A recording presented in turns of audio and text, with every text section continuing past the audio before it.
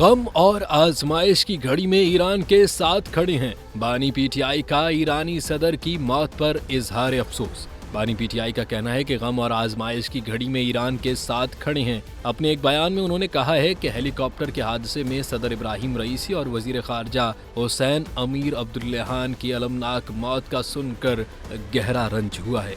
बानी पीटीआई ने कहा कि उन्होंने मुसीबत ज़दा फ़लस्तीनी अवाम के लिए अपने मुल्क की तरफ से पुरअज़्म हिमायत करते हुए क़यादत की। हमारी ताज़ियत इस्लामी जमहूरिया ईरान के अवाम और क़यादत के साथ है। हम उनके गम और आजमाइश की घड़ी में उनके साथ खड़े हैं।